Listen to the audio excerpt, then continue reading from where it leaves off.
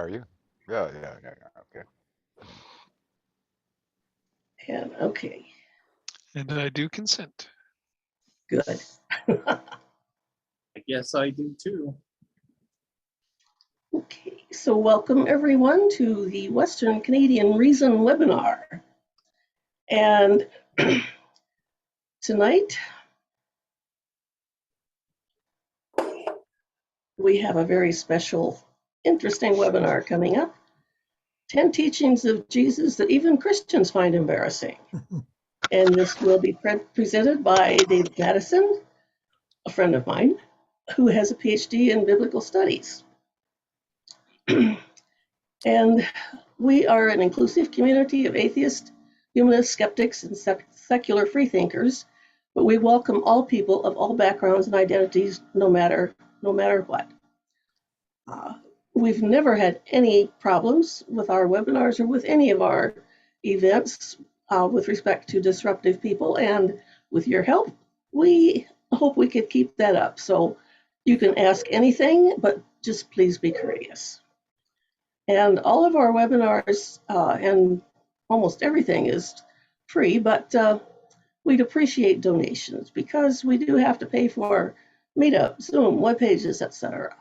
So anything you can manage doesn't have to be much. So, I will put a link in the chat for the donations, or you can just go to atheistcalgary.com website and donate there. Or just the webpage in general and find the donation button. Also, we'd like, if you're not a member, we encourage you to become a member. It's only $20 per year, which is really very little, but it does help support what we do. And once again, you can go to our website at Atheist Calgary, and there'll be a join button almost anywhere you go. So now for tonight, during the Q&A after the presentation, if you have a question, we'd ask you to use the hand-raising icon. That's about the easiest way to do it. And if you haven't found that before, down at the bottom, you will find a reactions button. If you click on that, at the bottom of the little pop-up, there should be a hand raise. And we will ask you to unmute and ask your question. And then when you're finished, would you lower your the hand, because it gets a little confusing. Okay, so I think we are ready to go. And David, I'm going to see if I can spotlight you so that you can speak. Okay, it's over to you, David. Over to me. Okay. Yes. I retired from my secular career in 2014. I had been in the Methodist ministry for 9 years up until about 1976. But even though I was in a secular career, the problems of Christianity kept churning in my mind. And I eventually began sorting them into categories. And this ended up in my book, which was published in 2016, called 10 Tough Problems in Christian Thought and Belief. A minister turned atheist shows why you should ditch the faith. One of the most common reactions I got was, from atheists at least, was only 10. But what I did in that book was I put a lot of different problems into those 10 categories. One of my big disappointments in that book was that my publisher did not want to include a bibliography. And to me, one of the most important parts of any book is the bibliography. But I had to defer to his judgment. The book was already some 270 pages long. But then it occurred to me, and the bibliography at that point was only a few dozen books. I put the bibliography on the book's website. And so I could continually add to it. And I've been expanding it since 2016. And now there are more than 500 titles on this. And in fact, not too long ago, I asked my computer guy, and he set up a separate website just for this bibliography. I call it the Cure for Christianity Library, in homage to Mark Twain's famous comment that the best cure for Christianity is reading the Bible. You can find it just www.cureforchristianity.com. You don't have to have the word library, or just do a search on Google for Cure for Christianity Library. So that will continue to grow as I become aware of more titles. Most of the titles on this bibliography have been published since the year 2000, because serious thinkers have come forward with their arguments for the falsification of theism, Christianity especially. But there are some titles on this list which predate 2000, some by a long time. For example, H.L. Mencken's book, Treatise on the Gods, which was published in the 1920s. But then there's a classic work from 1988 by Randall Helms called Gospel Fictions. It's a classic book because he really lays out the evidence for why the Gospels are indeed fiction. Then 18 years later, in 2006, Randall Helms published a book called The Bible Against Itself. And on the very first page of that book, he wrote the following: the Bible is a self-destructing artifact. The Bible is a self-destructing artifact. And it's true, Christianity survives not because of the Bible, but in spite of the Bible.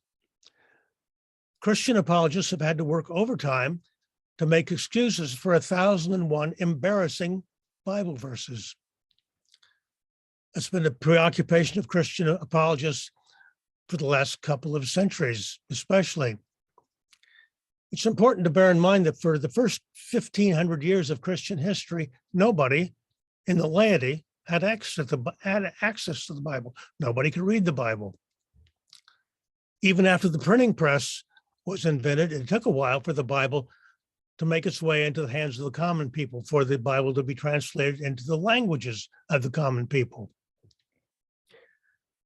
And then eventually the Gideons came on the scene.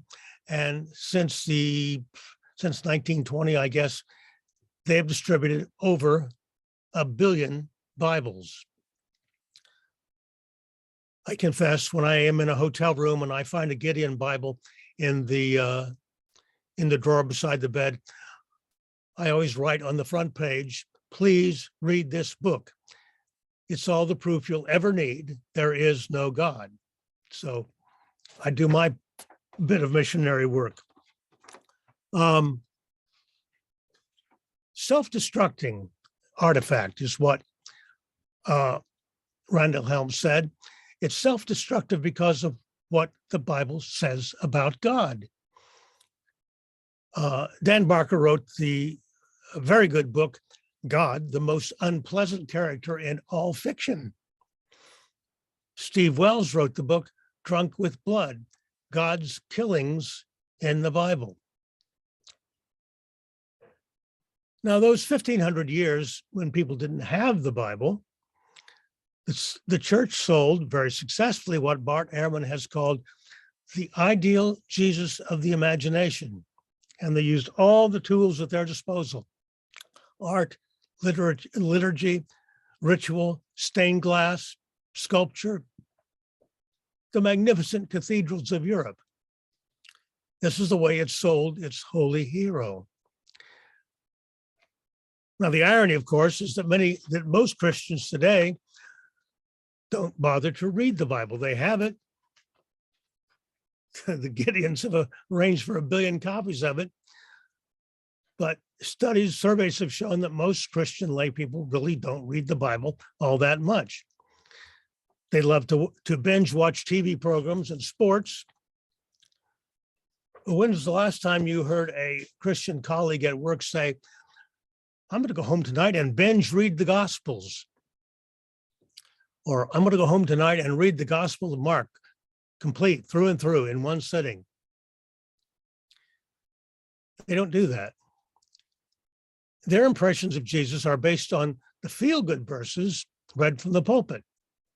Again, the ideal Jesus of the imagination that the church has sold with 2,000 years of momentum. Hence my common appeal to Christians, please read the Bible, especially the Gospels. I published an article on New Year's Eve on the Debunking Christianity blog, and it was New Year's resolutions for Christians. And the first one was read the Bible. I urge them to do that because there are so many negatives on full view, negatives about Jesus on full view in the gospel, which prompted me to write a book about it, specifically about Jesus quotes. So, in my research for this, I reread the Gospels myself for the umpteenth time in my 79 years. But for the first time, I made an Excel spreadsheet of Bible, of Jesus quotes. Bad, mediocre, alarming Jesus quotes, 292. I sorted them into 4 categories: preaching about the end time, scary extremism, bad advice and bad theology, and finally, the unreal Jesus of John's gospel. This list of 292 bad, mediocre, alarming Jesus quotes is actually found on the website for this new book, badthingsjesustaught.com. Easy to remember, badthingsjesustaught.com. When I submitted the manuscript for my book to my publisher, Tim Sledge, he recommended another format for the book. By the way, if you don't know the name Tim Sledge, you ought to. He is an atheist, was a Southern Baptist preacher for 30 years. He wrote the book, Goodbye Jesus, about his journey away from faith. And it's an excellent little book called 4 Disturbing Questions with One Simple Answer, Breaking the Spell of Christian Belief. That's essential reading, really. But he came up with not the 4 categories I had come up with, but he suggested 10, and those happen to be the 10 chapter titles in part 1 of my book, 10 Things Christians Wish Jesus Hadn't Taught. I'm not going to go through all 10, don't have time for that, but I've selected 3 or 4 that I want to summarize for you. Chapter 1 is entitled, Be Careful Not to Love Too Much. Yes, be careful not to love too much. Did Jesus really give that kind of advice? Of course, the champion verse used to show the nature of God in the New Testament, of course, is John 3:16. Christians like to hold up the sign at sporting events. Just John 3:16, God so loved the world. But is that really what we find in the New Testament? Surely Christians who bother to read the Bible, as I urge them to do, they're stunned when they come across Luke 14:26. And I quote it, whoever comes to me and does not hate father and mother, wife and children, brothers and sisters, yes, and even life itself cannot be my disciple. Luke 14:26. Of course, a common Christian response to this is, well, Jesus couldn't have meant that. But unless the Christian who is telling me this is an expert on ancient Greek and Aramaic, why would I trust their opinion? Why would I trust that they know the mind of Jesus 2,000 years later? It is the ideal Jesus of the imagination that rules out Luke 14:26. But then there's the issue. Luke reports that Jesus said it. Why would he do that? He was trying to push, to promote, to preserve the Jesus cult. Right before that quote is the parable of the great banquet, where a wealthy man has invited a whole bunch of his friends to come to a banquet. At the last minute, they all cancel. They all have excuses why they cannot come. And he sends his servants, his slaves out into the town, to the byways, to the highways. And he says, bring in the crippled, the lame, the blind. I want my table filled. And they do exactly that. Why would Luke say, therefore, why would Luke throw in this verse about hating family? It's true that the Christian cult welcomed people from all walks of life, from all social statuses. But Luke was saying, wait a minute, there are rules, there are conditions, there are expectations. He was trying to preserve the Jesus cult. We don't want people with divided loyalties. We don't want people who are going to be wishy-washy about it. If it comes to family or the cult, we want them to choose the cult. Christian apologists have struggled to minimize this text, but Hector Avalos, in his book, The Bad Jesus, has a 39-page chapter about this verse, and his conclusion is the verse cannot be diluted. It means exactly what it seems to mean. Some Bible translations actually delete the word hate. The famous Message Bible, which is more or less a paraphrase, says you have to let go of father, mother, other family members. Let go. Do many Christians really think that's that much better than saying you have to hate your family?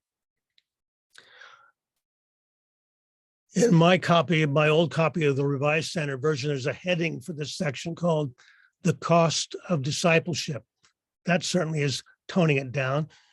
If you really grasp the cost of discipleship is hating your family. And then ignorance is bliss. A few years ago, I had a conversation with a devout Catholic woman who was going on and on about her wonderful church and her wonderful Lord and Savior. I asked her how she felt about Luke 14:26, and I quoted it to her word for word. She got very angry with me. She flamed out. How could I tell such a lie? That was her approach. How could I lie like that? There could not be such a verse. Her Jesus was the ideal Jesus that she had learned from her priests. But the negatives about Jesus are in full view in the gospel over and over and over again. The dishonesty of the Christian bureaucracy is appalling. Now, another example of be careful not to love too much. I ask any of you to recall your experiences with Mormon missionaries and Jehovah's Witnesses who come knocking on your doors. I don't have that problem in Manhattan. I live in an apartment building where they can't get in. But I think most people, when they have these missionaries knocking on the doors, they turn them away. They say, no, thanks, get lost. Well, what would you think if one of them turned around and yelled back at you, just you wait, God's going to burn down your house? Not much love there.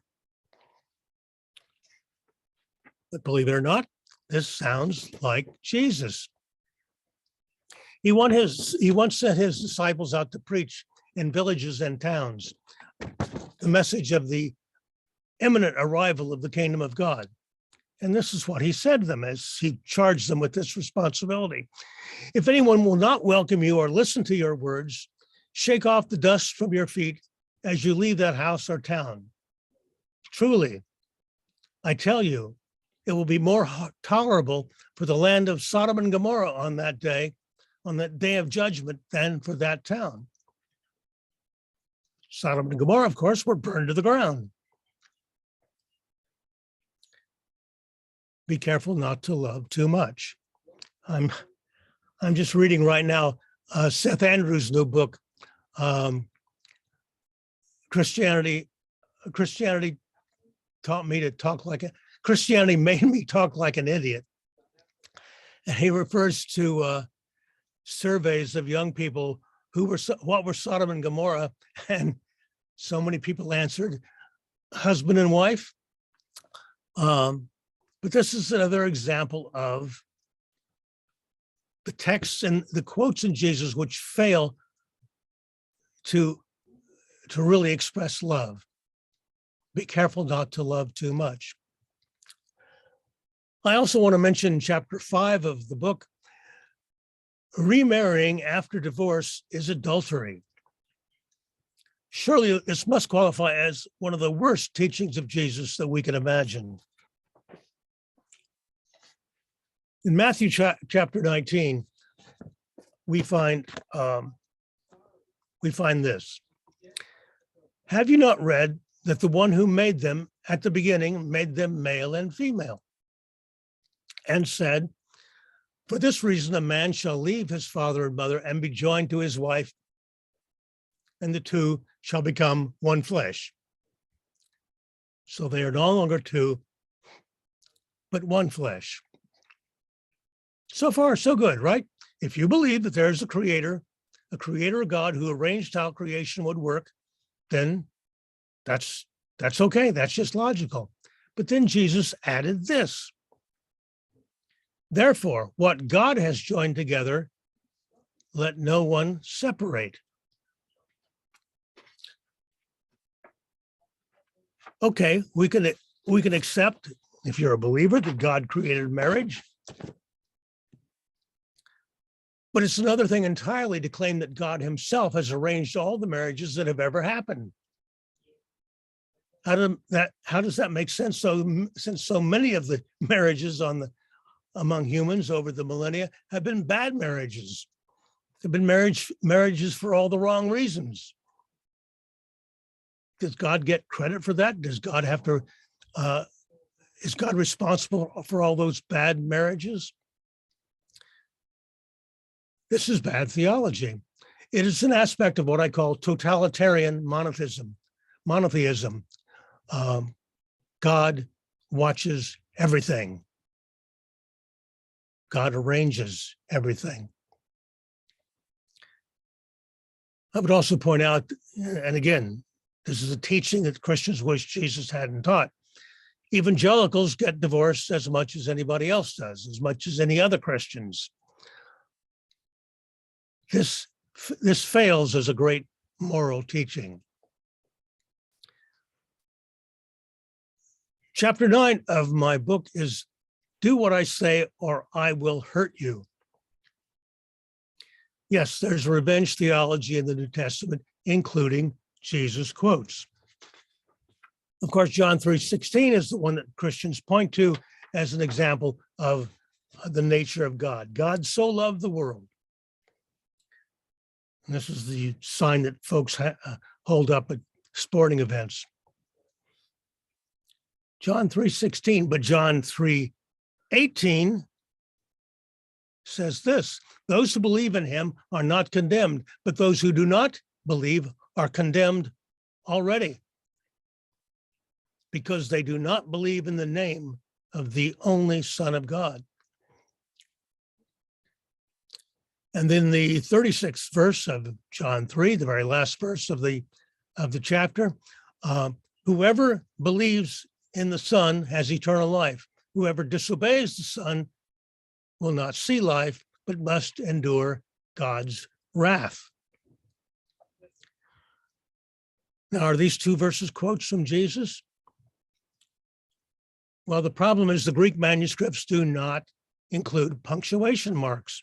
So some versions of the Bible print these in red as if they were words of Jesus. Some Bibles don't print them in red. It's an editorial decision, trying to decide where the Jesus quote starts and where it continues.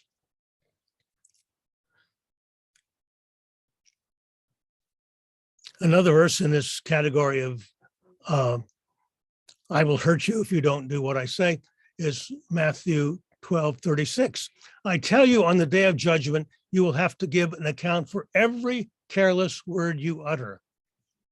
For by your words you will be justified, and by your words you will be condemned. And of course, there's the oh so famous Last Judgment scene in Matthew 25. if you're familiar with the Sistine Chapel, the Great Wall of the Sistine Chapel has Jesus as the judge, executing his final decision on people.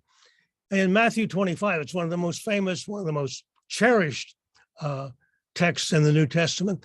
Jesus urges compassion, and those who measure up will inherit the kingdom. For example, people ask, well, where did we see you naked? When did we visit you in prison? When did we feed you when you were hungry? When you did it to the least of these, you did it unto me. People love that. But they skip what comes after that. People who didn't show compassion at that level, visiting people in prison, feeding the hungry. What will happen to these people? According to the judge, according to Jesus the judge, they will be sent to eternal fire for failing to live up to standards of compassion.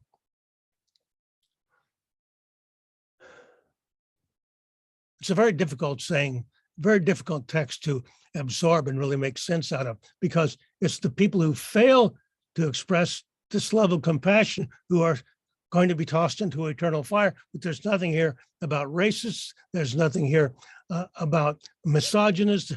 There's so many sins that we could list that should have been mentioned that were not. It's the people who've shown compassion that will inherit the kingdom. But speaking of the arrival of the kingdom, Jesus says there will be more suffering than at the time of Noah when the kingdom comes. Noah, when God drowned everyone on earth except Noah and his family. I want to mention chapter 10 as well. This is on my first category of those 292, preaching about the end time. Chapter 10 is titled, I Will Return During Your Lifetime. In Mark chapter 14, verse 62, Jesus is talking at his trial, and he tells those present at his trial that they will see him coming on the clouds of heaven. There are several texts in which Jesus predicts the arrival of the kingdom before this generation passes away. And the Apostle Paul especially was obsessed with this very idea.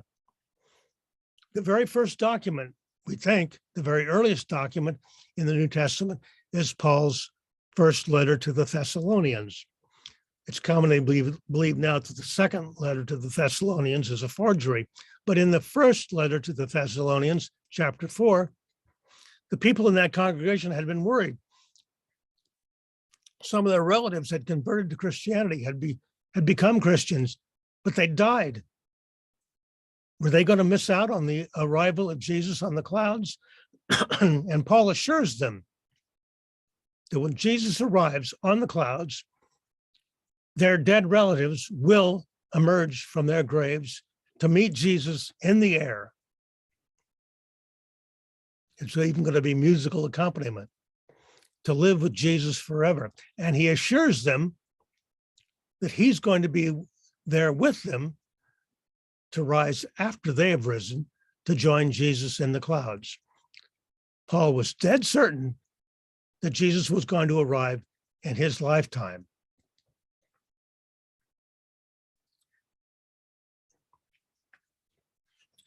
Now, according to one survey,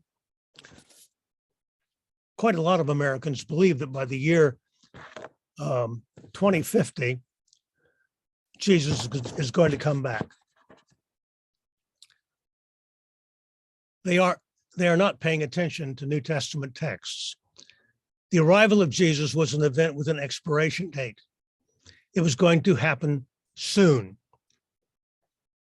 Both Jesus and Paul were wrong.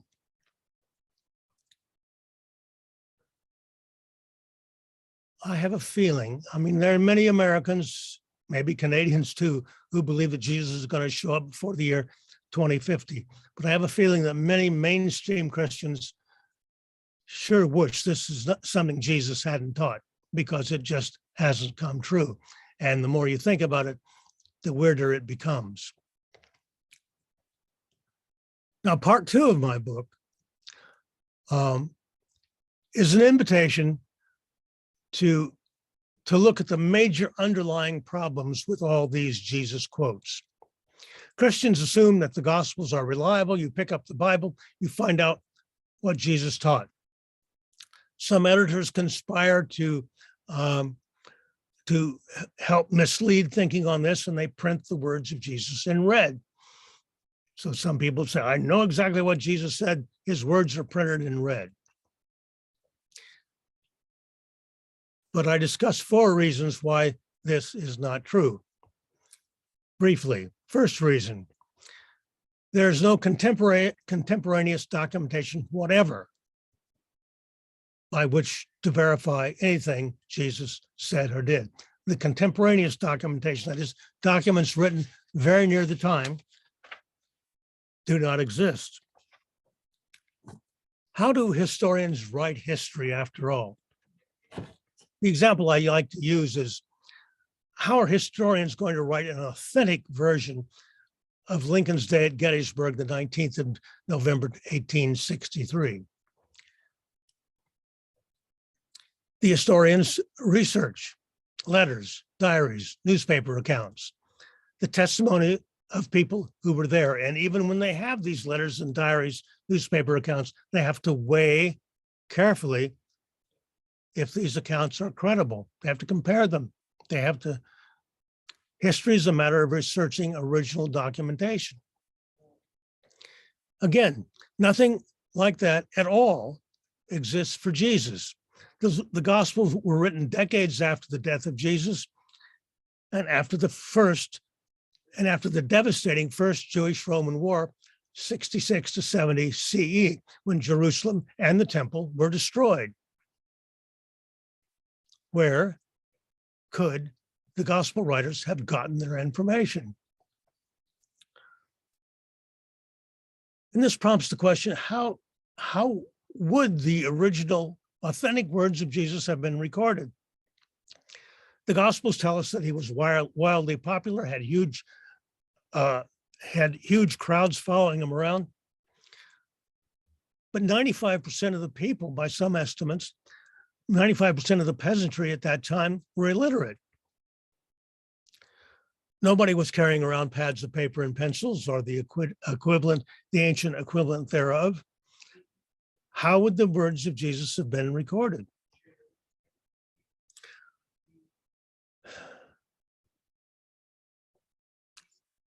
That is a mystery that has yet to be solved. And if somehow these scraps of documents recording the original words of Jesus, if they had somehow ended up in an archive somewhere, how would the gospel writers have accessed them? And would those archives have survived that horrible war between 60 and 70 CE?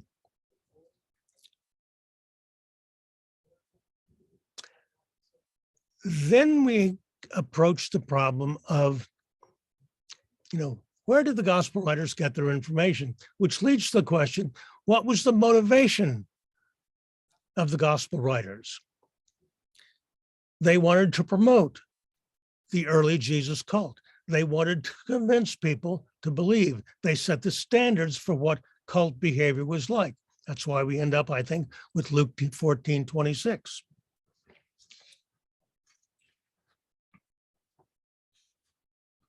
We can say what were their sources as if they were historians, which they were not, they were theologians.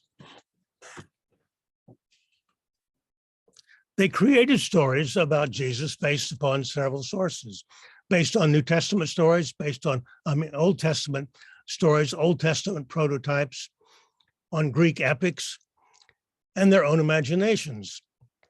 I mentioned Randall Helms at the outset, the author of gospel fiction. He calls the Gospels novels.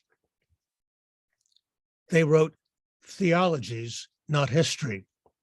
It was very common in the ancient world for authors to just make up speeches for heroes that they wrote about. We have every reason to believe that's how the quotes of Jesus were recorded in the Gospels. The third problem with having access to the authentic words of Jesus, it is the fond hope of devout New Testament scholars that there was a reliable oral tradition about Jesus widely in circulation. But there's no documentation, contemporaneous documentation for that either. Reliable oral tradition is wishful thinking, it is speculation. Reliable oral tradition, stories about Jesus that had supposedly been repeated dozens or hundreds of times over the course of decades. How could that qualify as reliable? Stories change, they get added to, things are taken away. And how could the gospel writers looking or hearing reliable oral tradition, how could they have done fact checking? One of the reasons we can suspect that reliable oral tradition was not a real thing was that the earliest documents in the New Testament, for example, the letters of Paul, the 7 authentic letters of Paul, he doesn't talk about Jesus. He doesn't talk about the events in the life of Jesus. He doesn't seem to have known much about the historical Jesus from Nazareth. In the 13th chapter of Romans, he glowingly praises the government authorities in such a way that it makes us believe he didn't even realize that Jesus had been crucified by the Romans. If there was reliable oral tradition, Paul seems to have missed out on it. But he was very careful to point out, by the way, that all of his information about Jesus came from his own visions, which we, of course, would call hallucinations. Now, the fourth reason why we don't have the real words of Jesus is that we don't have the original documents of any of the Gospels. The document that Matthew, Mark, Luke, and John handed off to somebody to be copied. We don't have those original documents anymore. We can't be sure what they wrote about Jesus. The manuscripts were copied and recopied and recopied. And each time that happened, errors were made by the scribes who worked without benefit of eyeglasses or electric lighting. The first complete manuscripts of the New Testament date from the 4th century. That's a lot of time for a lot of mistakes to be made. The earliest fragment of a gospel dates from the mid-2nd century. It is a scrap about the size of a credit card, a few verses from John 11. So there's this huge blackout period when we just don't know what happened to the original text of the New Testament. And by the way, that famous story of Jesus and the woman taken in adultery, let he who is without sin throw the first stone in John 8, that is missing from the earliest manuscripts of John. We have no idea where the story came from, or if it's even about Jesus at all.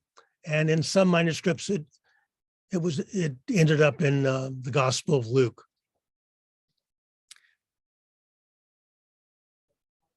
In the last chapter, before the conclusion, I suggest a challenge to Christians. Again, those Christians who never binge read the Bible, but I suggest read the Gospel of Mark straight through, nonstop. Takes about as much time as watching a movie. Then have a big glass of wine, take a break. The wine is important because you'll need it. Then do exactly the same thing with John's gospel. This will take longer. What a shock.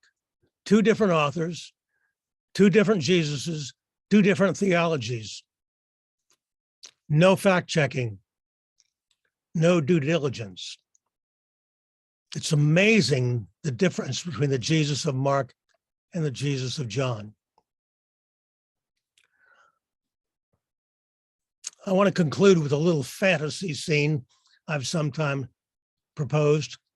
Imagine that Matthew, Mark, Luke, and John have gathered at a bar to await word from the Bible Selection Committee. Which of their four Gospels will be chosen to be included in the Bible? Now, these four guys really don't like each other very much because they disagreed about so much of the Jesus story. But they all get a text at the same time. The Bible Selection Committee has decided to accept all four Gospels and to print them side by side. Well, they're really annoyed by this, and rightly so. Side-by-side comparison of the Gospels has been a disaster. We don't have the real words of Jesus. And if Christians say, yes, we do, all those red letters prove it, then there's a huge problem. Those 292 bad, alarming, mediocre Jesus quotes, they're there for everyone to see. Thank you. The end.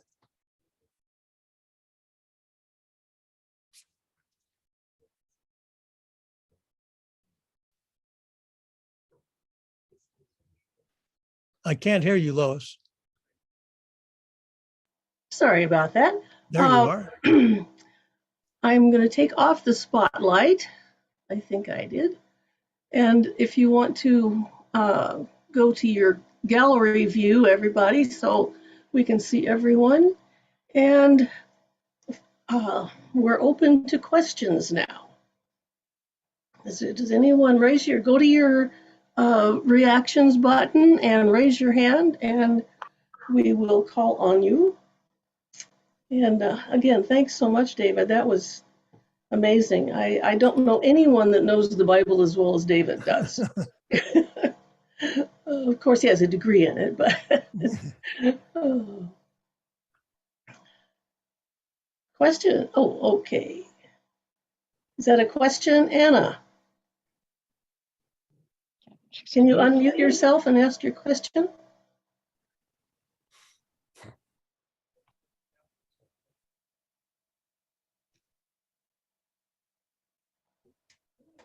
Okay, well, while you're thinking about, I think if you're anything like me, you don't know the Bible very well.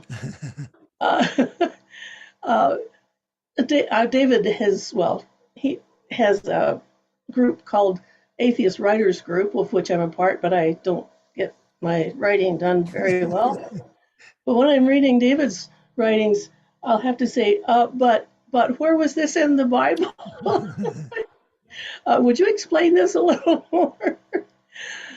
Because we really, it's sad how little us former Christians and Christians really know the scripture. But boy, my friend David knows it. Let me put in a little plug here. Since my book was published in 2016, when that happened, John Loftus, who owns the Debunking Christianity blog, invited me to write for the blog. And I've, since 2016, to date, I've written 284 articles, weekly articles for the Debunking Christianity blog. So I invite you all to subscribe to the Debunking Christianity blog. A lot of very good articles beside mine are there. So one thing, David, that Stephen has his hand up. Stephen, you unmute yourself and ask your question. Hi, David. Yes. Good evening. I guess it's pretty late for you now. I went to a Catholic school and I studied the Bible left, right, and center. And still remember my high school exam. I had to pick the Bible and I had to pick. Actually, that year we have to study St. Matthew and Acts of the Apostles. One quote from Jesus that I remember very well, and when we were high school kids, we used to laugh at that, was Jesus said, when somebody hits you on the right chin, turn your left chin so that he can hit you. The person can hit you on the left chin as well. Do not resist an evildoer. Yeah, do not resist. What's your take on that? Because really, if I follow that in today's world, I would be a total failure.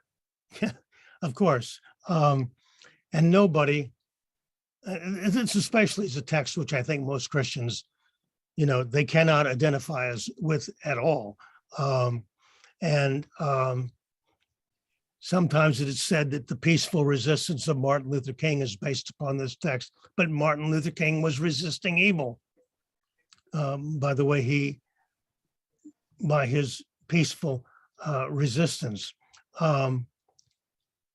This is one of the texts that falls into the category bad advice and bad theology, because most Christians simply do not identify with this. Period.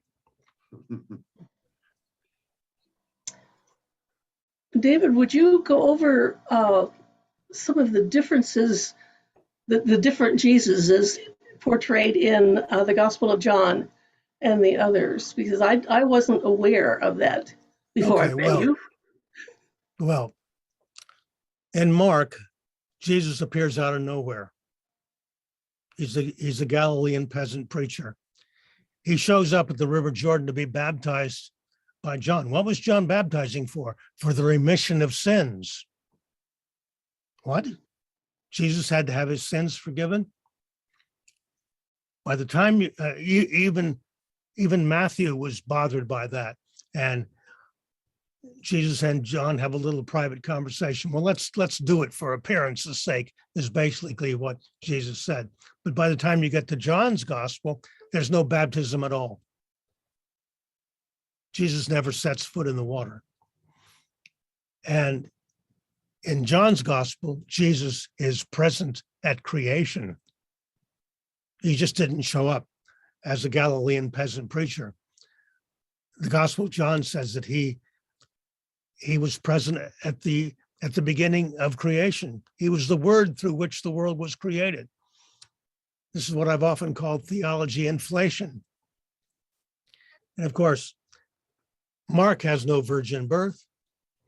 That was added by Matthew and Luke. The Matthew version of it is very short, very terse, very to the point. Luke puts in 2 whole chapters about Mary and her cousin Elizabeth and the Annunciation. It grows with the teaching, but then boom, John leaves it out. John didn't need a virgin birth. Jesus was a present at creation. He didn't need a way to prove that Jesus was the son of a God through the trick of a virgin birth. But if you go through the Gospels, you can find so many of these. In Mark, there's very little ethical teaching on the part of Jesus. It's Matthew who went to the trouble of adding the Sermon on the Mount, which, as Richard Carrier has pointed out, is a literary construction that would not have been spoken by an ordinary speaker. You get to John, Luke modifies the Sermon on the Mount, scatters about, shortens it. John leaves it out altogether.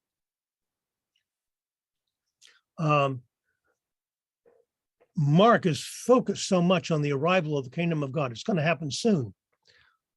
That shows up too in Matthew. Luke modifies it. John doesn't mention it. John talks about the day of the resurrection sometime way in the future, or sometime in the future. So, there are just so many variations of theology. I've always said theologians make things up as they go along, and the theology, the New Testament is packed with so many different versions of Christ's theology. That's why putting the 4 Gospels together proved to be such a headache for Christian apologists. It's so easy to see the contrasts, the contradictions. That's my short answer. Yeah, was a good answer. So, anyone else, please feel free. I mean, I know I would feel, well, I do feel kind of silly sometimes in talking with David about things that I have to admit that I was, raised fundamentalist, stayed in it for too many years, and I still feel a little silly when in discussing things with David because I just don't know very much. Well, it's not worth knowing. Excuse me, I have a question. Sure. Something that's bothered me forever since I was young. I was raised in a Catholic church and Catholic school for a number of years. And I was always taught that God knew the past, he knows the present, and he knows all of the future. Then how do we have free will? No one's been able to explain that to me. And if they do, it makes no sense whatsoever. You can't have a this and a that be the same thing. They're different. Well, free will Like what's- is often an excuse to get God off the hook. Yeah, It's like a- many things. There's so much evil in the world because it's our fault. Eve was tempted and she tempted Adam, and the rest is history, so to speak. But we now know enough about how each one of us is made, our DNA. We're shaped by our culture. We're shaped by how we're raised. We're shaped by so many things. So what you think is a free and independent decision you've made, your free will. Probably there's a very small ingredient of actual free will there. Agreed. But the church, especially the Catholic Church, wants to put a great deal of emphasis on free will and how that has gotten us into so much of a mess. But if God is all powerful, why couldn't he have stopped the Holocaust?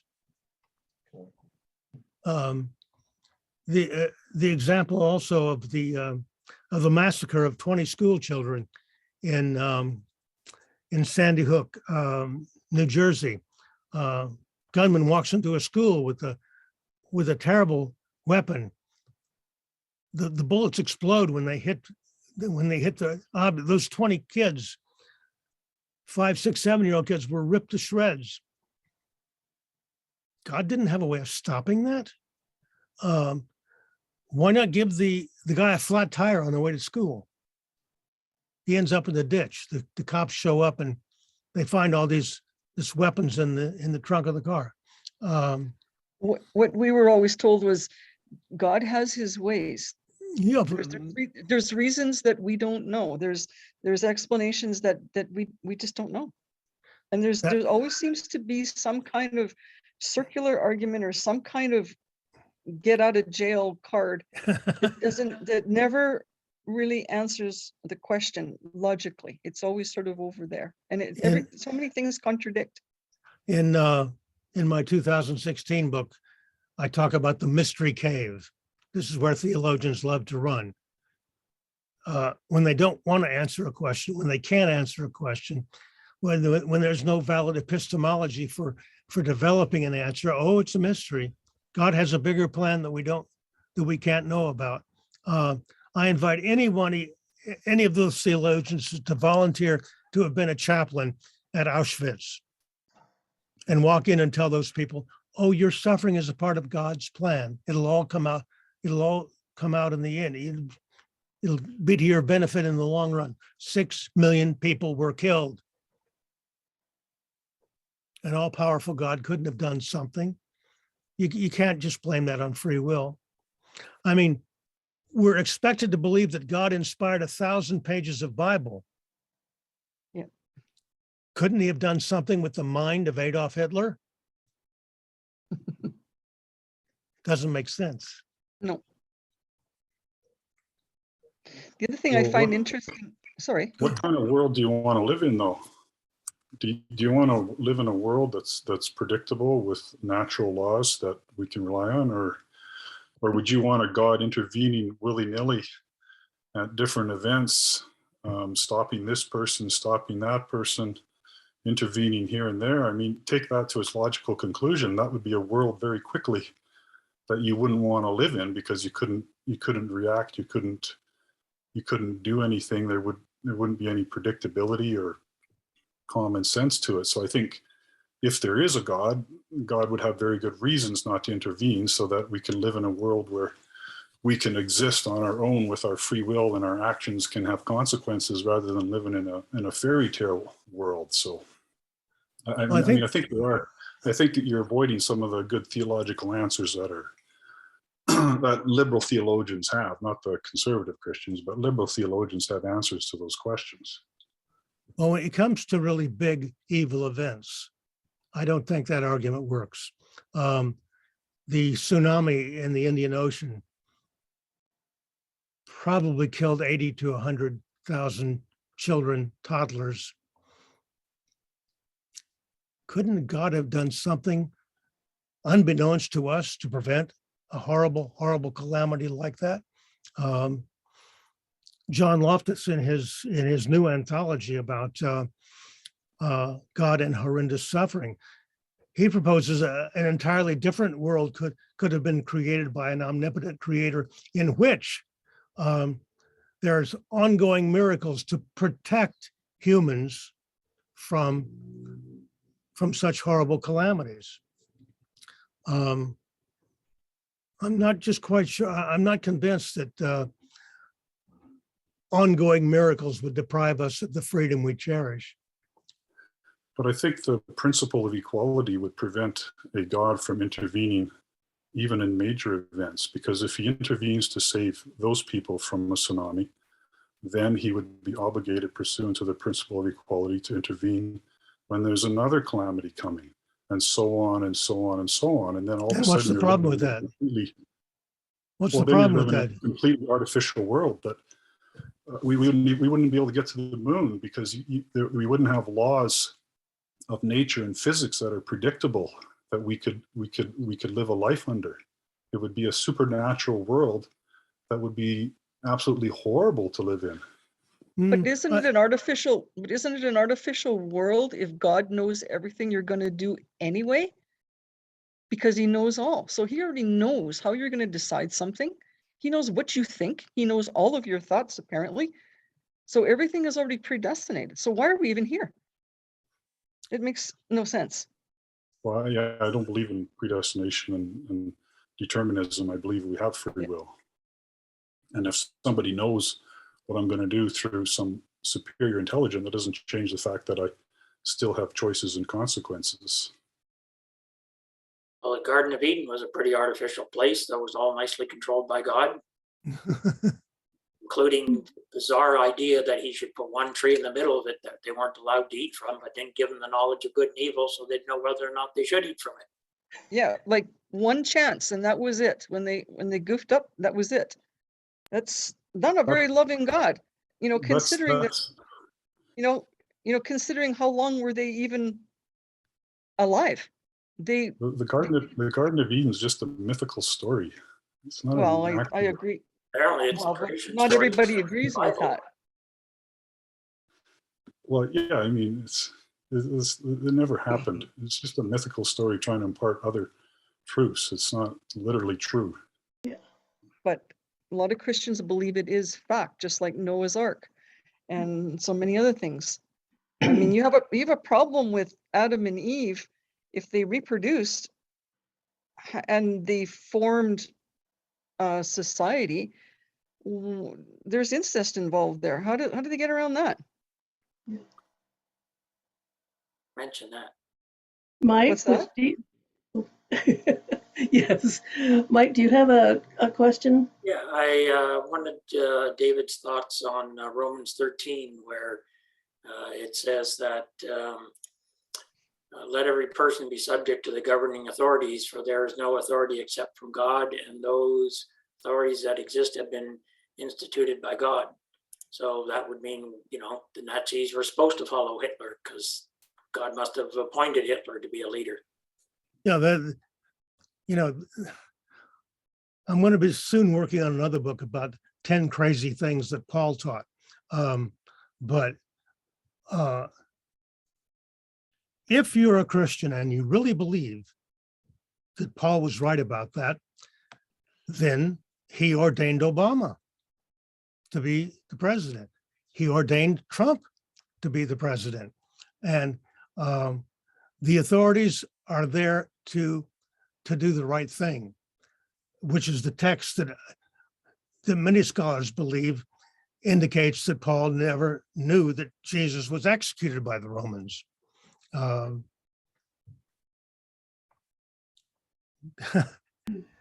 So many different books have been packed into the New Testament with different theologies, different approaches. Paul even complained about other preachers preaching a different kind of Christ.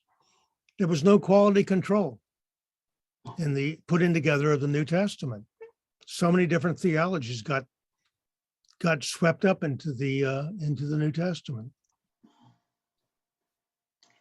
David Yes. Spencer, pardon, Oh, David Spencer, do you have a question for David?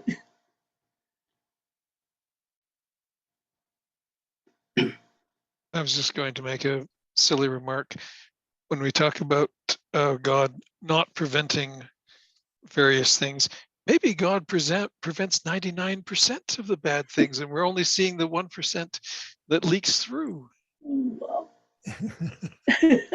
Because we hear of people getting arrested with guns and things. In Alberta, for example, we won't talk about that. So anyway, that was just my random thought. that's an interesting thought. Well, Stephen, do you have another question? Yeah, just follow up on what Bonnie said about God knows the past, the future, and he's all powerful. Well, in the Old Testament, the God in the Old Testament is very different from the God in the New Testament, as we know. The one in the Old Testament is very unpredictable, is jealous, is hateful. And so, since God knows the present and the future, but then when things went wrong, he became so angry and he started basically sort of revenge against those people. So, I'm just thinking of maybe God actually enjoys kind of self punishment for himself. Wow. well, theologians have been speculating endlessly about what God is like based upon zero data. Mm-hmm. Okay, which is why, I'd love to see these big ecumenical meetings of the head of Islam, the head of the Catholic Church, a big Protestant, maybe 12 or 15 of these big leaders get together. It's all smiles and handshakes and hugging. But if you ask them to agree about God, it wouldn't happen. It wouldn't happen. The Jews don't believe Jesus was the Son of God. The Muslims don't believe in so much about Christian theology. Theists cannot agree on what God is like. Why should we take their word on God about anything about God? The question that I always press is, please tell us, please show us where we can find reliable, verifiable, objective data about God. And all theists must agree, yes, that's where to find it. And that's where the argument breaks down. The Mormons will say in the Book of Mormon, the Catholics will say absolutely not. The Muslims will say in the Quran, and the Protestants, the Catholics, and the Jews say absolutely not. Same with prayer. In one of my articles on the Debunking Christianity blog, I said, here's a way to test prayer. Find 1,000 of the most devout theists you can in the world from all these different denominations, and ask them, tell them, go into your prayer closet, go into the most intense prayer mode that you can imagine, and ask God, was Jesus the Son of God? Did Jesus resurrect? Is it okay for women to drive? I guarantee you there would never be unanimity when these people come out of their intense prayer sessions. They would all have different ideas about what God wants. And you're talking, all of these people are talking about the Abrahamic God. What about the 3,000 other gods? Yeah, exactly. You know? Exactly. Exactly. Well, isn't there something like 40,000 splinters of Christianity? Yeah. there's- I think early in this century, there was a study made that there were 33,000 different Yeah. brands of Christianity. Okay. Because they Lots. can't agree. They can't And agree. everybody thinks they're right. Yeah. I would just That's the like to make- amazing. I would like to make a comment here about this week. I don't know if, sorry, Go ahead. I don't know if any of you have been following. The Freedom from Religion Foundation has done a joint report with the Baptist Convention, which is quite unusual, about the January 6th insurrection Uh-huh. and the impact of Christian nationalism in insurrection. Anyway, it's really interesting. If you are inclined, you should look that up.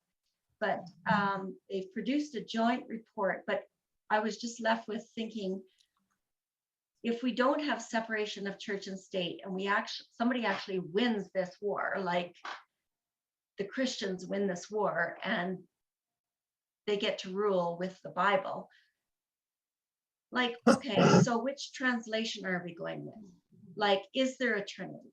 Like, what role does the Holy Spirit play? Like, it is just all instantly going to fall apart because they can't agree on the very basics, let alone what standard should we use to rule a country. It's just fascinating. It's scary is what it is. Very scary. Yeah, I'm glad you brought that up, Dee Dee. I heard an interview, Seth Andrews interviewed, who's the lawyer for Andrew Seidel, talking about that, and that was just downright scary. Yeah. What Andrew. And if you've listened to there aren't many reports, but there are some reports that if the interviewing of the truckers in Ottawa and on Coutts border, you're saying, God told me to come here. God told, and even the arrest of Tamara Lynch yesterday, her husband said the Holy Spirit was going to bring her home. And I think if you don't have that background, you're not listening for that coded language, like the Jericho March and the shofars and this I think has gone down a further path than most people realize. And if we don't stand up and say, you know what they're talking about here, like this is what they mean when they say that, like we all need to pay attention to this. Absolutely. But again, if they succeed and if they win, God help them, because they don't agree on the very basic things they will disagree on. Yeah, for sure. But isn't that some of the base beliefs of what some of the Republicans are all about? Yes. Totally. Yeah. Which is filtering into Canada, which has filtered into the trucker protest. Yeah, right. That was one of the things that it bothered me extremely when I was still trying to be a Christian was, well, in my upbringing, God's will for your life was a very important thing. And it was really emphasized. And I would know people personally who had certain that they had found God's will, and there could be two people whose certainty about God's will were opposite, actually opposed, contradicted each other. And you know, that was one of the big things that I couldn't cope with was, people actually very sincerely believing opposite things. Can I make an observation as someone who has never grown up with any religion? Mhm. Because it looks different to me than it does to people that have grown up with religion, I think, Mhm. actually. But I've always thought that when I hear people say this is God's will, is that they've actually used their imagination to create a manifestation of their own will that is outside of themselves.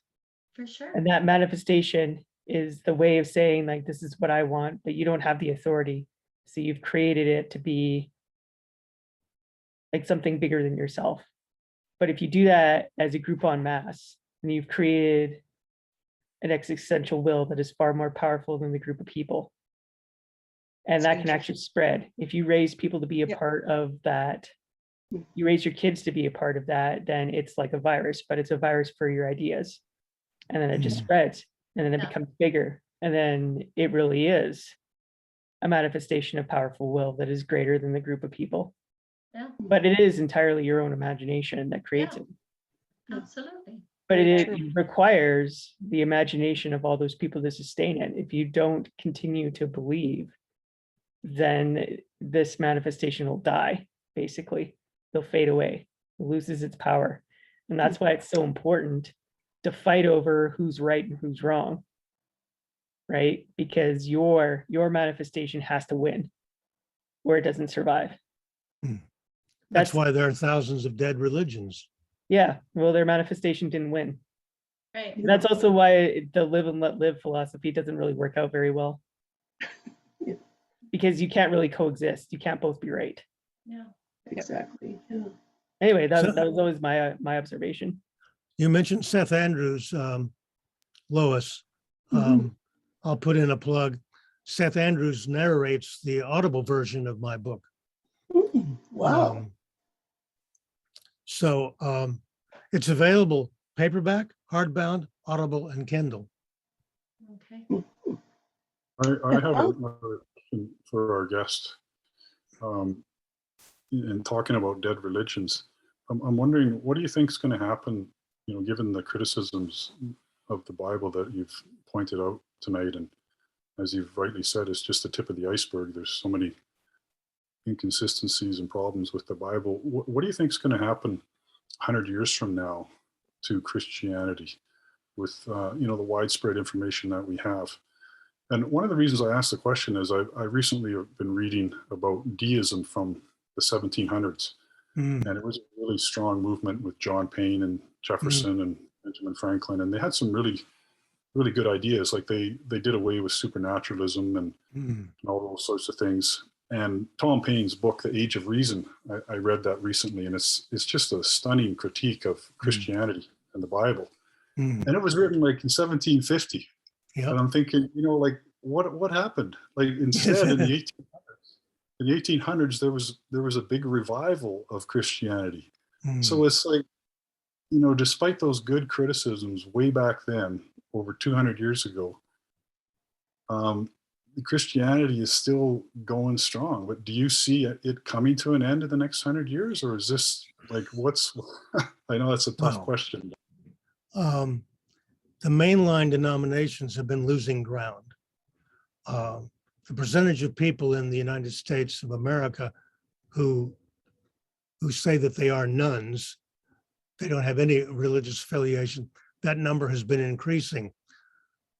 But on the other hand, I read 20 years ago that by the year 2025, one projection would be that there would be 1 billion, that's with a B, not an M, 1 billion Pentecostals in the world. Most of them south of the equator. And they've been winning at the expense of the Catholic Church. I think the pedophile problem with the Catholic Church has been a disaster for the Catholic Church. When you say 100 years from now, one of the most important essays I've read in the last few years is Catherine Ingram, Facing Extinction.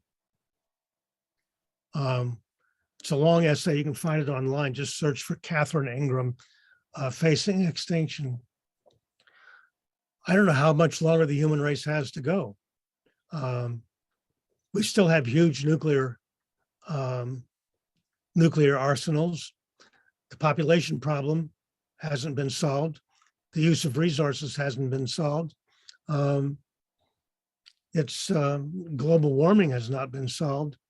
In this essay, she brings up quite a few aspects of what we're doing to the planet, that facing extinction is not such an outlandish idea. I recommend the essay highly. What will Christianity be like in 100 years? Who knows? In 10 years, 25 years in the United States, it might be a truly frightening thing. David Spencer, do you have another question?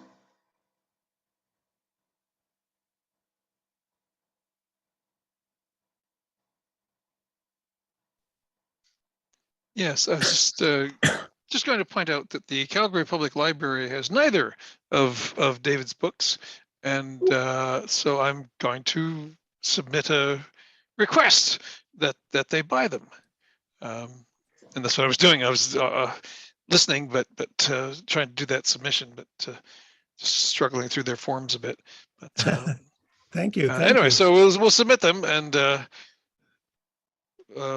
see it. And if other people submit it as well, then maybe that's a conspiracy, but it might actually have some more weight. It's interesting what they choose and to what they select and what they don't. I make suggestions, and sometimes they get the things I suggest, and sometimes they don't. Yeah. By the way, you can go into Amazon and look for David I found them on Madison author page. Yes, I found them on Amazon. When I failed to find them in the library, then I went to Amazon and found them there. Although you might be slightly surprised, I don't know. There are 3 books by David Madison. The other one being David's Halloween Notebook. That's not mine. Sorry? That's not mine. That's not yours. Well, it looks like an interesting book. David's Halloween Notebooks, David Halloween Gifts, David Personalized Gifts, a personalized notebook gift for David on Halloween. I don't know why. Anyway, And by the way, it's by David Madison, so you need to use your middle initial or something to I don't have a differentiate. middle initial. Oh. By the way, the 10 Things Christians Wish Jesus Hadn't Taught, published in August, and it already has more than 100 customer reviews, most of them 5 stars. So I'm very happy about that. Oh, terrific. Wonderful. Yes, I see you have 4 stars on your 10 Tough Problems and 4.5 stars on 10 Things Christians Wish. So well done. Excellent. Excellent. Okay, any other questions?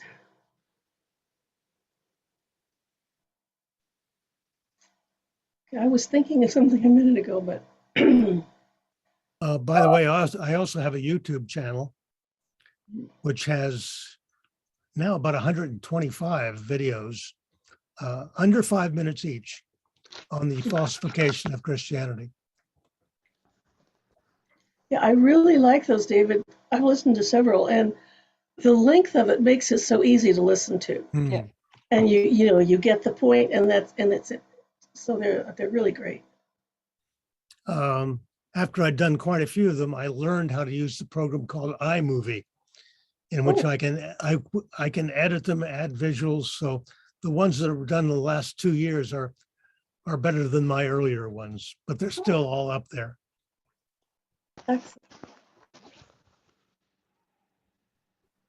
I'm a good example of an old dog learning new tricks. I'll be 80 in a few months, so I just keep going. We can still learn, can't we? Yeah. Oh, I'm constantly learning. Oh, but that's what makes life fun. Yes. Absolutely. Oh, I had a question. David, you were a Methodist pastor for 9 years, you said? Yes. Yes. How did it go when you left? Did you just tell the congregation, or at that stage, did you were you an atheist, or how did Yes. it come out, or how did you tell them? I didn't tell them that. That would have been too explosive, I think. No, I just said I'd made another career decision, and I didn't let atheism rear its ugly head at that time. Just to be kind to those people, but believe me, doing the weekly worship service was torture. But I mean, I earned my paycheck. I made the hospital calls. I called on the elderly. I led the worship service. I did all the things I was supposed to do as a pastor. Just on the inside, I knew it wasn't me any longer. So, How long did that happen? I mean, for me, I was teaching at this Christian college, and it was more than 2 years that I had to just choke it down. I didn't have to, preach or anything. I was teaching science, but still, it was just agony having to just, bite my teeth and never express what I really thought. at this point, it's so far in the distant past, I wouldn't be able to say how long it took, but it was such a relief to be away from it. Even though that first secular job was selling insurance, which I loathed. But then I made a transition into human resources field. So things got better eventually. I think it was Yuval Harari said that the God of the theologians is different from the God of the masses. Oh, absolutely. I mean, one of the things I held on to, one of the prominent theologians at the time, was Paul Tillich. And Tillich said that God was the ground of all being. He said it would even be misleading to say that God exists, because that would limit God. God was the ground of all being. So I could hold on to that in some sense. But the people who were coming up to church on Sunday morning, it was the man upstairs that they could sing songs to, and that they could pray to and ask for favors. It was it was Yahweh, even though they wouldn't call it Yahweh. It was the God of the Bible that will judge you by every careless word you utter. But still, the man upstairs was a kindly figure. They wanted that much. David, Stephen? what was, sorry, Go ahead, Bonnie. David Madison, what was your breaking point? What just tipped you over the edge so that you felt you could no longer buy this? Do you remember? A couple of things stick in my mind. The other great theologian at the time was Karl Barth, and he had written a 12 or 13 volume work over a period of 30 years called Church Dogmatics. He was Swiss, he wrote in German. And one of my professors of theology said one day, he said, nobody knows 8,000 pages about God, not even in German. And that got me thinking, well, how do we know one page about God? If I challenge you, here's a pad of paper. Write down for me on this pad of paper the things you know for sure about God and how you know them. What's your epistemology? And that was a major unraveling for me, because we don't. How do we know about God? What are the reliable, verifiable, objective sources of information about God? Yeah. And the other thing that was a tipping point was one day, of course, the core belief of Christianity is in the resurrection of Jesus. And one of my professors said, what is the value of a 40-day resurrection? I thought, and he was referring to the first chapter of Acts, which says after 40 days, Jesus, the disciples watched Jesus float above the clouds away to heaven.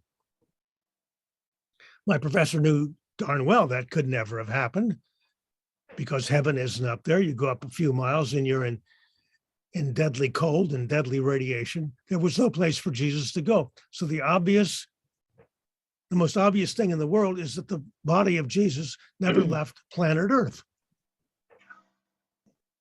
In other words, he died again and was buried somewhere. The New Testament covers up what happened to Jesus. And so that kind of just took it just destroyed the concept of resurrection. And of course, now we know that there are so many other cults in the ancient world that had dying and rising savior gods. This was adopted by a breakaway Jewish sect and applied to Jesus.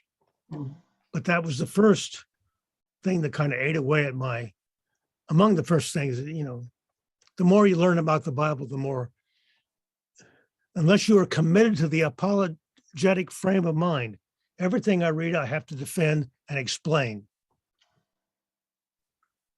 If you've got that frame of mind, then Tough. Stephen, do you have something else? Unmute yourself, Stephen, please. So on the more lighter side of things for David and the more practical side of things, I'm always curious about the pastor standing in the pulpit and giving a different sermon every week. Is there actually a pool of sermon available for you that you can always go and pick? Or does pastors exchange sermons so that you guys don't repeat yourself every other week? Well, I confess, I recycled sermons. I kept them in my file, and after a few years, I'd think, will they remember this one? Especially if it was at another church. But there are books online. There are books on Amazon for sermon ideas. Mm-hmm. But I face much the same challenge in now writing for the Debunking Christianity blog, having written 284 articles. How do I come up with fresh ideas? That's always a challenge. Okay. I asked this is because and I'm sure that Lois would know, in the university, we keep a pool of exams. And we recycle exams, okay? And just make sure that, that the exam don't reappear too soon, because otherwise the student would ask somebody else okay, look back at the exam of the last 2 semesters. So there's a pool of exams and we do recycle them and kind of thing. So yeah, I'm just thinking whether, in fact, when you do your sermon, do you do the same thing? Well, it was always a challenge to come up with something new every Sunday. Wow. Hey, Stephen, doesn't the university library have copies of old exams? Yes, they do. But see, what happened is every so many years we change textbooks. So the reason changing textbooks is because the publisher kind of wants to make money, and, and they always have a new version, or they change textbook, which if you look at it, is actually a rewrite, a refresh of something old, and they just make it look new, and they change the questions, sequencing, and the pages so that you are all being thrown off offsets there.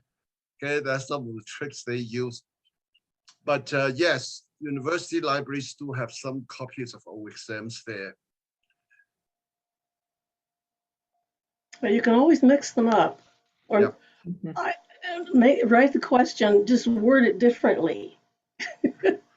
Well, and that the online world today computer has the marvelous thing is, for the online exam, they scramble the exam, the question number sequence, okay? So there may be 50 questions, 1 to 50, but your number 1 is actually your number 11. So you cannot look at each other.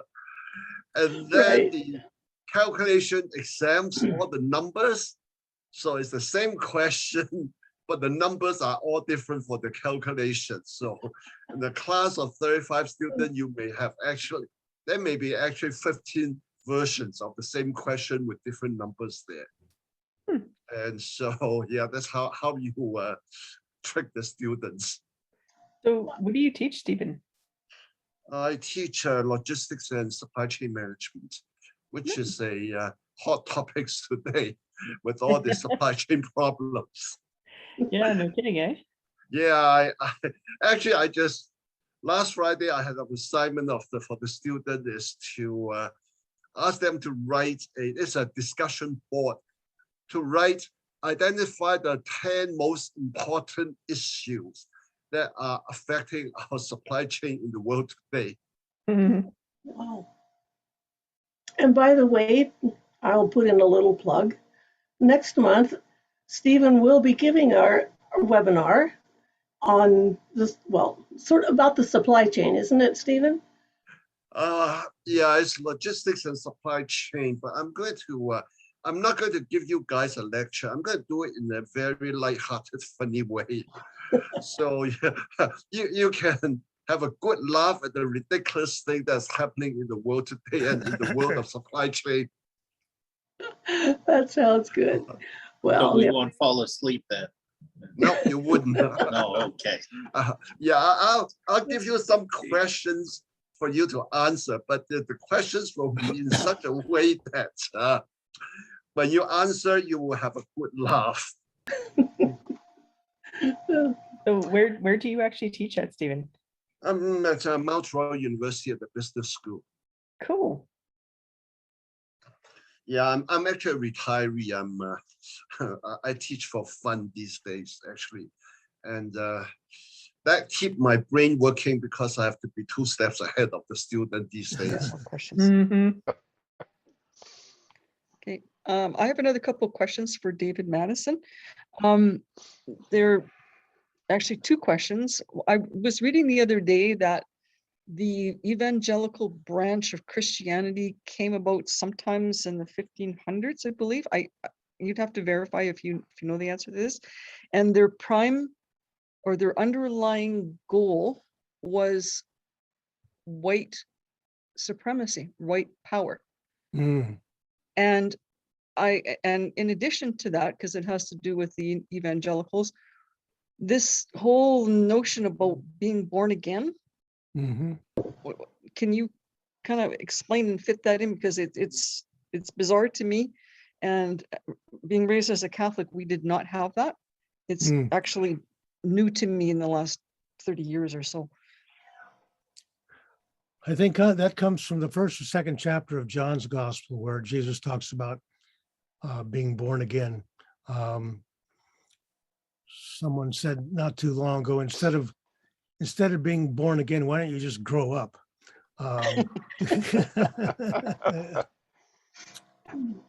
I don't know about the evangelical and white supremacy being that long ago.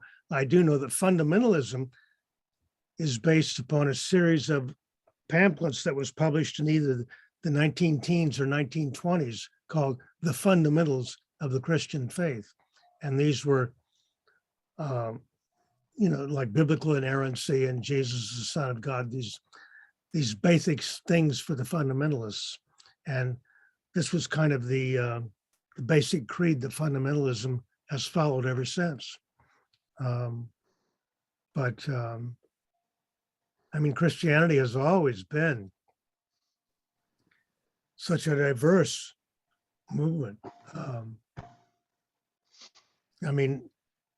I still can't figure out why they want to name a denomination after Martin Luther. Once Lutherans have discovered his horrible, horrible anti-Jewish teachings. Yeah. He was a ferocious anti-Semite. It was just scary. I can't imagine why all Lutherans don't say, come on, let's change the name of the denomination, guys. Can I maybe throw a thought in there too? It's a bit of an interesting question that you asked, Bonnie, because things like white power and white supremacy are actually phrases from today's world. Absolutely. That's part of why I'm asking. They're it, yeah. not phrases from the 1500s. So in my mind, it's kind of like the assertion that this was based on white power is maybe from someone who isn't necessarily understanding the historical context. So they're using phrases from today to explain things that would have happened a long time ago, Yeah. but they're not looking at it from the point of view of someone that would have lived in the 1500s. Because if you're looking at that kind of a time period, it's not necessarily unusual for your different denominations, like when Protestantism is first starting on the rise, there's quite a bit of clashing between Catholicism and Protestantism. It's not really that unusual to try and stomp out the Protestants. This is not an abnormal type of thing. And I don't think that it was necessarily based on race. I think it was based on, do you believe the proper Christianity or not? Or do you believe in Christianity or not? I don't think that this was anything necessarily what to do with race, as long as the person actually had the proper beliefs. I think it was much more to do with religion than anything else. And there is an awareness of the world at the time that there were different races living in different places, but I don't think that it was necessarily terribly common for people to move, say, from Northern Africa into Europe, except for people that might have moved into Spain. And it wasn't necessarily common for a lot of migration like it is today, right? So phrases that would look at tensions between people migrating today from faraway places just wouldn't really exist. And those considerations wouldn't really exist as much, if that makes any sense. Mm-hmm. Yeah, it does. It was just an article that I had found somewhere from something else. And that's what it was talking about. Your bigger concern at that point in time, I'm probably getting my time periods mixed up, but there was the Muslim incursion through Spain. And that happened probably 200 years earlier. I may be getting my time periods not correct there. Well, no, maybe not 200 years earlier, maybe 100 years or so earlier, maybe into the 1400s. So that would have been an incursion of people up through Spain, and that was eventually pushed back.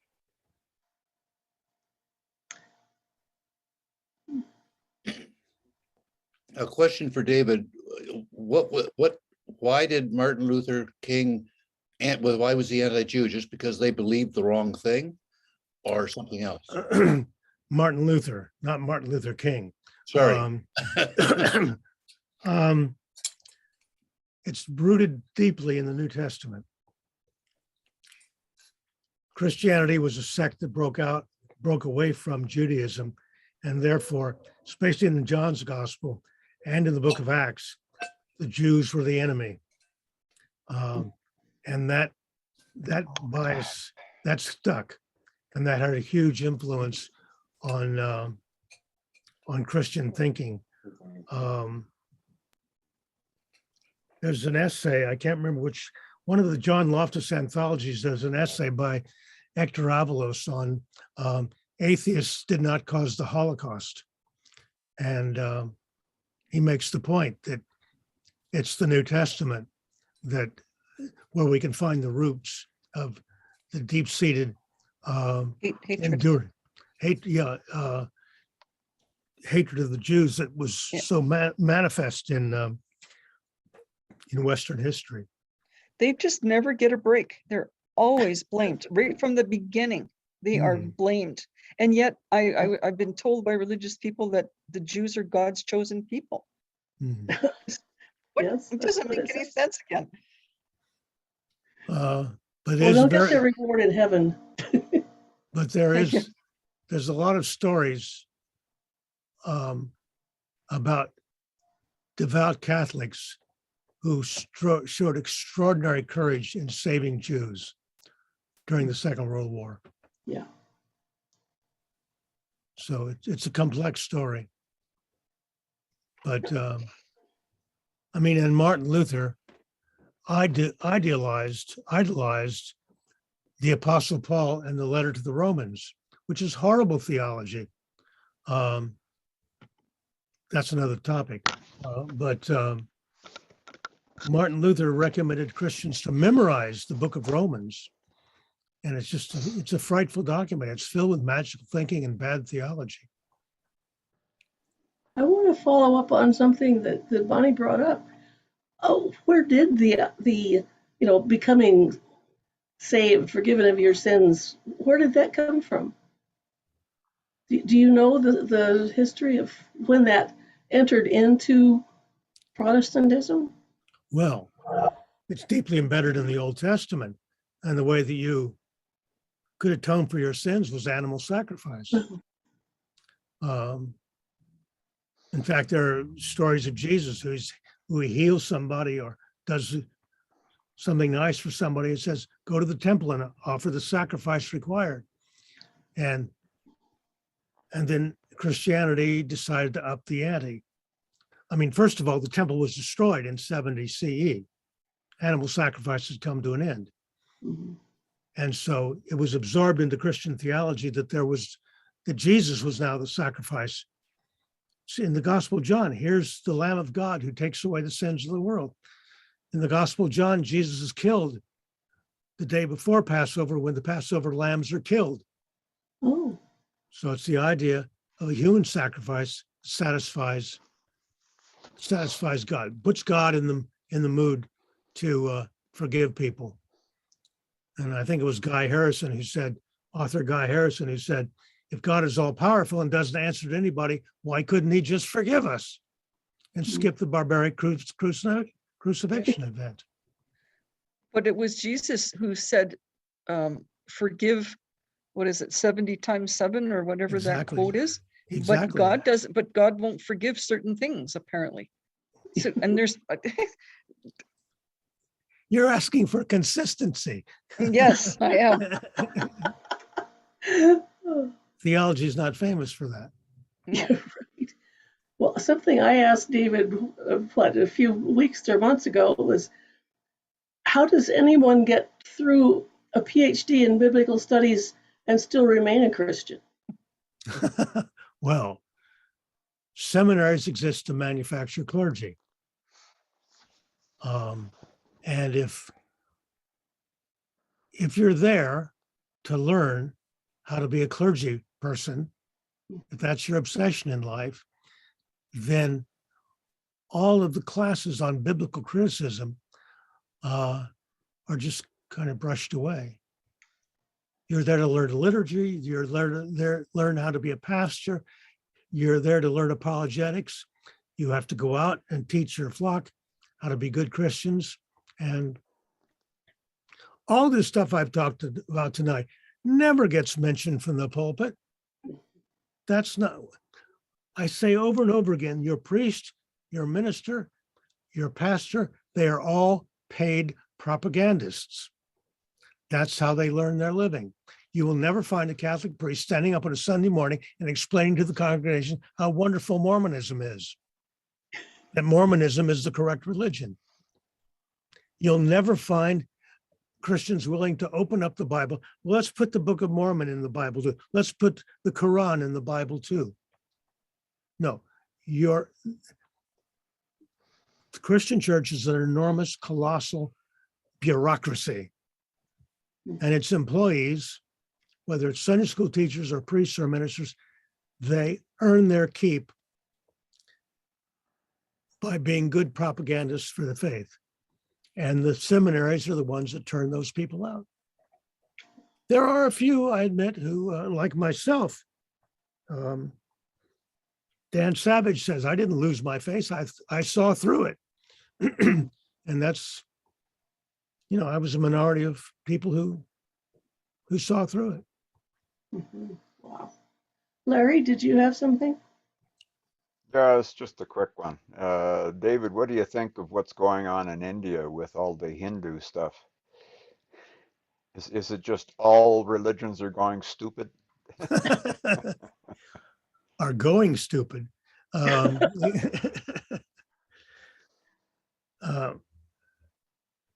again, I'm reading Seth Andrews' book right now. Christianity Made Me Talk Like an Idiot. And I think that that book could be written. I don't know what's going on with his Hinduism in India. I'm not following that. I've got too many other things on my plate right now. I never watch the news. I'm sorry to make that confession. Because I look upon half an hour of the evening news, that's news as entertainment. On my iPhone, I can pick up the major events that are happening. I just don't have time to watch the news. David, maybe you could tell, a lot of people might not know about the Clergy Project. Do you want to talk about that for a minute? I don't know how many years it's been going now, but it was it was founded at the stimulation of Richard Dawkins, among others. It now has over 1,000 members. It is an online support group for clergy who have become atheists. It has a public website, but it also has a private website where people, because many of the clergy who have become atheists are still serving in churches and are trying to engineer career changes. So there's a lot of there's a lot of struggle going on. But it also has a Facebook page and a private Facebook page as well. But I was talking with a very prominent Italian television newscaster a few years ago who's an atheist. And I said to him, he's in Rome, I think. And I said, how many of the Catholic hierarchy really believe all this stuff? And he says, maybe about half.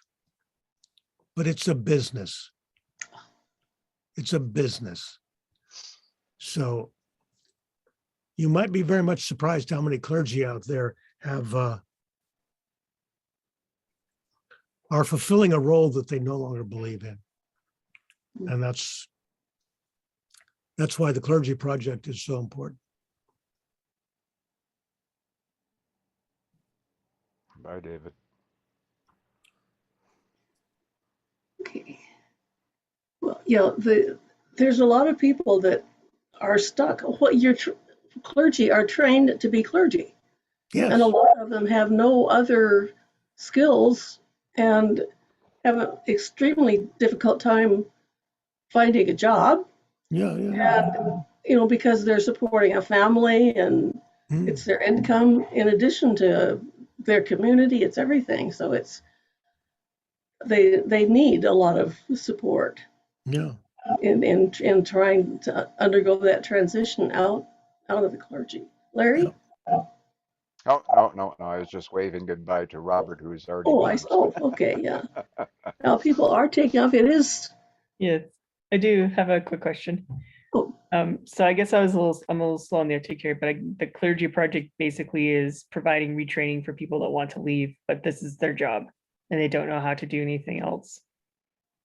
So that's a huge problem for many. Yes. Yeah. So they become members of the clergy, then they're like, actually, I don't really believe, but they don't have training to do anything else. They just kind of stay as part of the church. And then the Clergy Project provides that training and that helps to transition to a job that's not part of it doesn't provide training, it provides support, because so many of the people in the Clergy Project have made the transition successfully, so can offer advice on what to do. Okay, so it's kind of like you would get the retraining, but you don't have any idea of how to leave the church. It's part of your life identity. Yeah, exactly. And how do you engineer that change? And so the Clergy Project is there to provide guidance from people who've already done it. There's many things that you can do. I have a friend who he stopped being clergy and he studied how to be a trustee. So now he's a trustee for trustee. He manages trusts. Oh. That's just something he happened to be good at. I mean, you could end up being a welder. You could end up being whatever. But you need that sort of peer support. Well, a lot of it's going to be their family's going to fall apart too. Yeah. I mean, I personally know at least 4 or 5 people that have gone through a divorce because of stopping belief. Yeah. So you've got to have that emotional support and financial support. And David, aren't there a bit of funds now that can help people get through a couple of months of, financially? Or I don't know. I know there wasn't for a long time, but I think there's a little bit of financial support now. Hmm. Yeah, I'm a member not because I was clergy, but because I was teaching at a Christian college and, of course, lost my job because of non-belief. Well, it's after 9, which means it's after 11 for David, and I can't tell you how much we appreciate your staying up late and it was all this fantastic information. So Okay, well, thank you for inviting me. Thank you very much. And if anybody, so I think we will, unless other people or anybody has anything else they want to throw in, we'll say good night. Well, actually, a question for you, Lois. So I guess. Okay, sure, go ahead. So when you were a teacher, did you just come out one day and say, I don't really believe anymore, and they fired you, or did you leave on your own volition? No, I carefully planned. I didn't tell anybody because I had to support myself. Yeah. And I had to do some planning. I got a postdoctoral fellowship, but that took time. Okay, I see. So I didn't dare tell them. I had to have my way out first. I see. Yeah. Sorry, curiosity for me. It's no problem. No, I'm free to. I don't mind talking about it at all. Okay. Well, again, thank you very much, David. Thank you. And Thank you so much. We will see everybody soon. And David, anytime you want to come to our webinars, you are more than welcome. Thank you so much. Good night, everybody. Thank you. Good Good night, everybody.